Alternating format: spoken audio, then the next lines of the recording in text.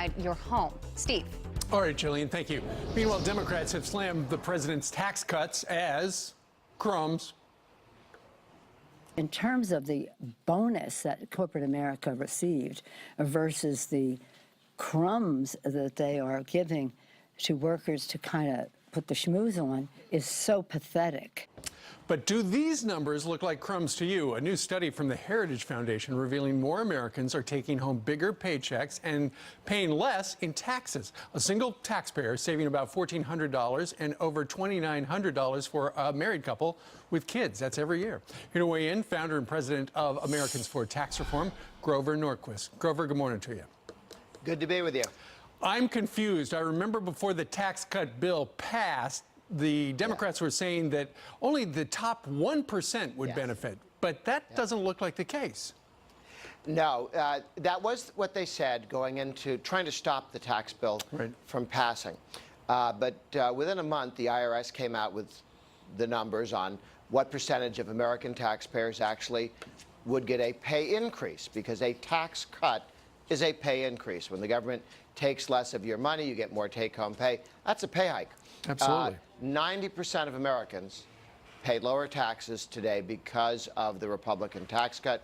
90% of American taxpayers got a pay increase, meaning you get to take home more money because the government takes less of it. So the difference between 1% and 90%, that's not a math problem. The Democrats were lying. They weren't just sort of off by a little bit. Right. Yeah, but Grover, don't you think people know that by now? I mean, we've got another graphic to show folks. A typical household, $26,000 over 10 years. A family of four get to keep close to $45,000 more of their money, which ultimately we all want to do. We want to give Washington less of it and keep more in our own pocket. But as we go into the midterms, the Democrats' message is, we want to take that back from you. I don't know that that's a politically wise thing to say out loud. It's not.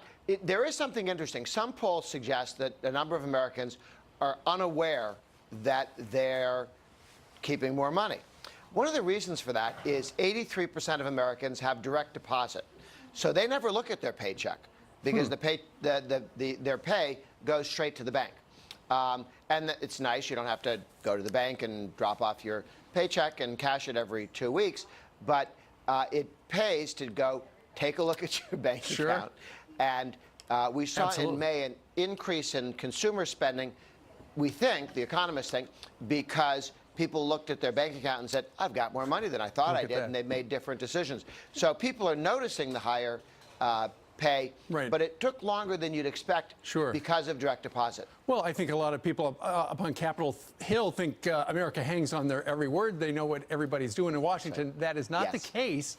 But Grover, looking forward, you know, they're now talking about tax cuts 2.0, where they would make these permanent.